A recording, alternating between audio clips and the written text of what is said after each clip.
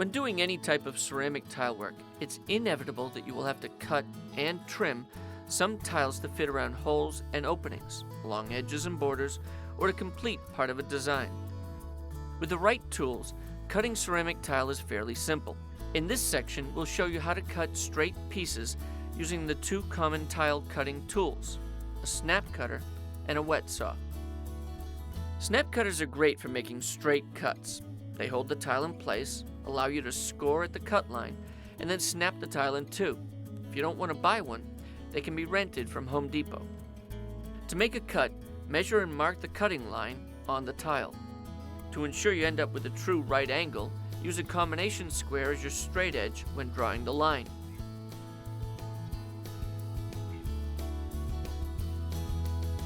Set the tile in the cutter and align it so the cutting wheel rests directly on top of the cut line. Move the wheel away from you to the far edge of the tile. Supporting the tile to keep it level, lower the cutting wheel onto the edge of the tile and pull it toward you. Apply light pressure on the handle. Pressing too hard can cause the tile to crack and break. If the tile is more than a 1/4 inch thick, you may have to repeat the process to score the tile deep enough. Lift the cutting wheel and slide the handle to the center of the tile. Lower the pressing T and strike the handle of the cutter quickly to snap the tile along the scoring line. That's all there is to it. If you'll be doing lots of cutting, a wet saw makes the job fast and easy.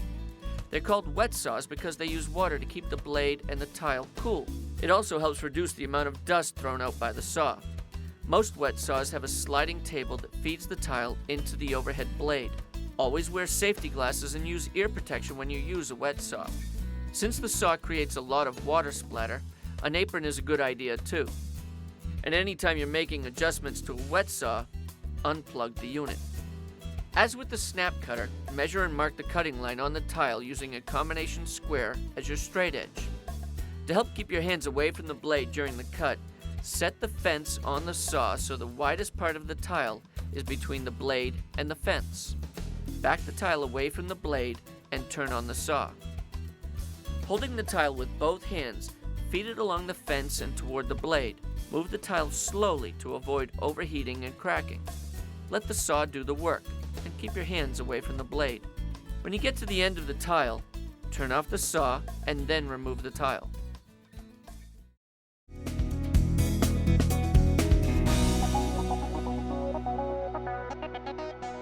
Nearly every tiling job requires trimming tiles to fit around curves and obstructions. With the right tools and some practice, you can learn to cut curves, notches, and holes. In this section, we'll show you how. To make a curved cut on a wet saw, mark the outline of the cut on the tile with a grease pencil. Wearing safety glasses and using ear protection, make a series of straight, parallel cuts from the edge of the tile to the inside edge of the curve. The cut should be about a 1/4 inch apart. The more cuts you make, the smoother and more accurate your curve will be. Turn off the saw when you're done. Use tile nippers to remove the thin slivers. They should snap off easily.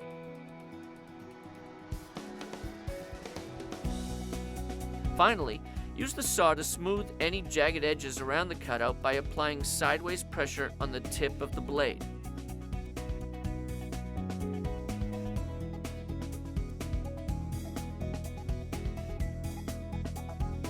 You can also make curve cuts with tile nippers. This handy tool nibbles off small bits of the tile. Firmly hold the tile glazed side up and starting at one end of the curve, use the nippers to bite into the tile. Gradually widen the cut by nibbling away at it. Now switch to the other end of the curve and repeat the process. Keep alternating sides and work toward the middle until the curve is complete. If you need to smooth any ragged edges left behind, use an abrasive stone or rotary grinder. To cut notches with a wet saw, measure and mark the sides and the end of the notch. Using a wet saw, make a cut along one side of the notch.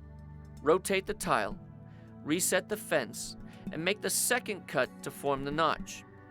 Stop each cut when the blade reaches the line marking the end of the notch. If the notch is wider than an inch, make a series of parallel cuts from the edge of the tile to the line marking the end of the notch. The cut should be about a 1/4 inch apart. To remove the notch, break off the individual slivers with nippers.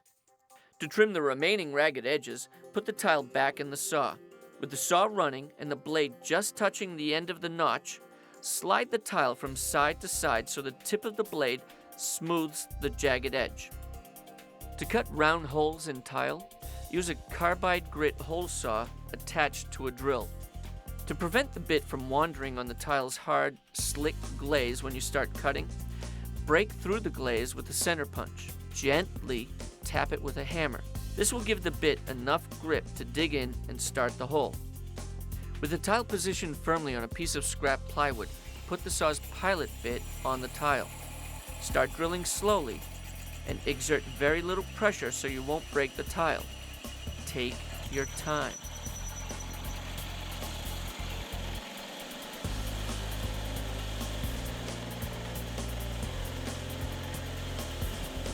When you feel the drill bit reaching the back of the tile, slow down to ensure a clean exit.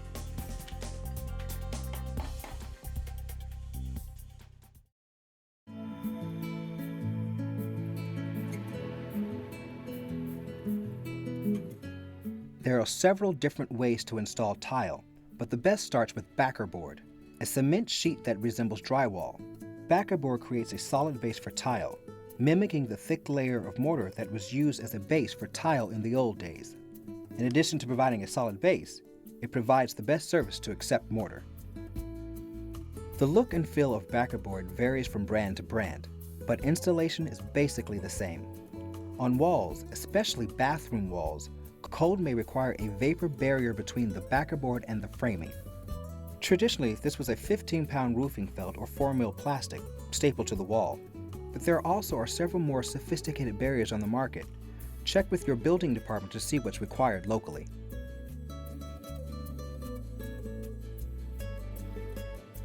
Backer board installs much like drywall in that you screw it to the studs.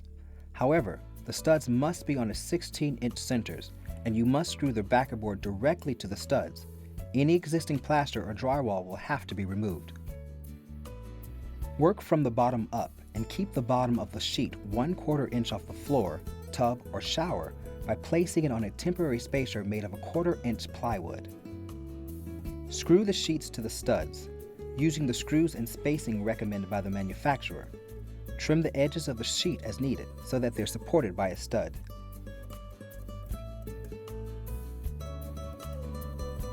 If you need to trim a sheet, score both sides with a utility knife or a carbide cutter made for the job. Pull up to break the piece in two along the line. If you need to make a cutout for a pipe or plumbing, score around the edges of the opening with a knife and hit the board with a hammer to create the opening. Though not all manufacturers call for it, the Tile Council of America calls for leaving 1/8 of an inch between sheets. Once all the boards are up, fill the gaps between the sheets with mortar, spreading a skim coat of mortar 1.5 inches either side of the seam in the process. Embed alkali-resistant fiberglass tape in the mortar and seat it with the trowel. Treat corners the same way.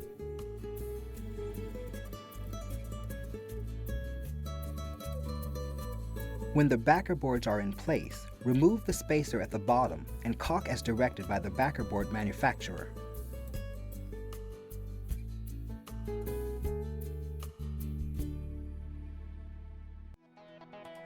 Installing backer board on the floor is much the same as installing it on the wall, except that you apply a layer of mortar to the floor before putting down the backer board.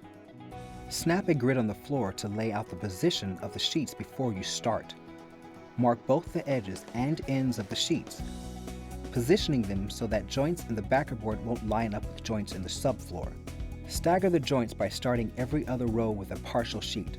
Make sure that the corners of 4 sheets never meet. Mix up thin set mortar, following the manufacturer's directions. With the smooth side of a 1/4 inch notched trowel, spread mortar in one of the areas you've laid out for a sheet. Comb through it with the trowel to create a series of ridges.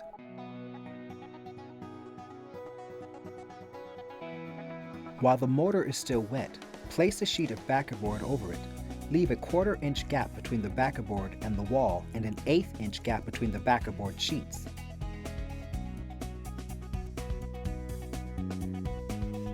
After you've positioned a sheet, drive backerboard screws into it every 8 inches.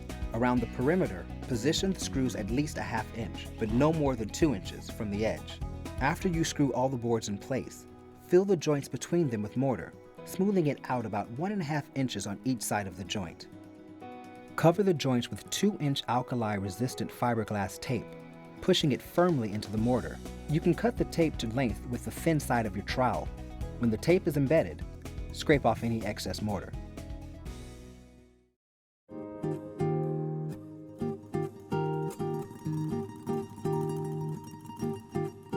Before you apply mortar to the floor, you need to know exactly where the tiles will go. Begin by snapping 2 chalk lines that meet at 90 degrees at the center of the room. Lay the tiles along the lines using spacers the width of the joints. Adjust the layout so that any partial tiles at the walls will be the same width on opposite sides of the room. Snap new lines as needed to mark the edges of the 2 center rows of tiles. Divide the quarters of the room into sections roughly 2 by 3 feet and apply mortar to one section at a time. Thin set usually is good for about 4 hours after you mix it, but until you gain both experience and speed, mix up small amounts at a time. Pour a few inches of mortar mixed into a 5-gallon bucket.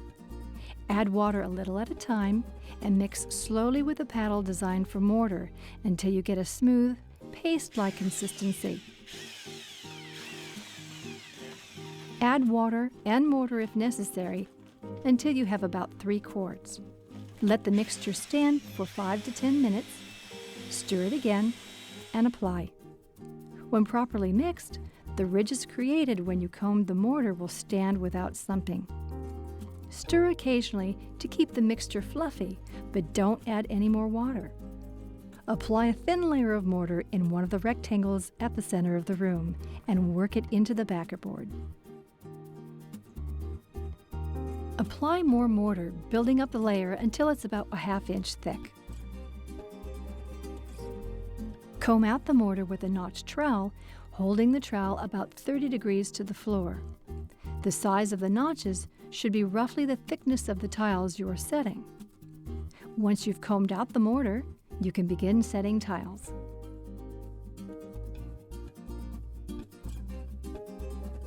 Apply mortar to the walls in much the same way. Lay out the location of the tiles and apply mortar over a small, workable area. Work a thin layer of mortar into the backerboard with the flat face of the trowel. Apply additional mortar with the notched side of the trowel held at a 45-degree angle. Build up the bed so it's at least as thick as the notches in the trowel you will use.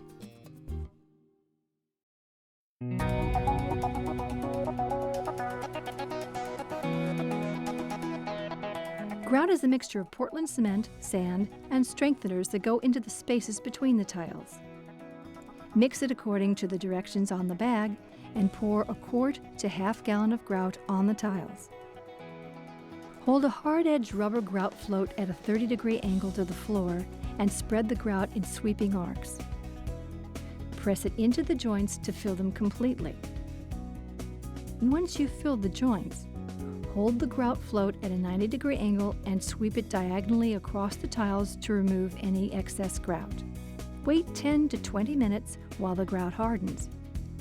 When pushing with your fingernail leaves only a slight mark in the grout, wipe the tiles in a circular motion with a damp sponge. Take care not to drag out any of the grout from the corners of the tiles in the process. Once the grout has completely hardened, the tiles will be left with a slight haze on them. Clean it up by going over the area lightly with a damp sponge. Then buff immediately with a dry cloth. Let the grout dry for the length of time recommended by the manufacturer before applying sealer. Wipe off the excess within the 5 minutes or so recommended by the manufacturer and then let it dry. Caulk the space between the wall or tub and the tile. Caulk acts as both a sealer and as an expansion joint. It will flex if the floor expands or contracts as weather changes.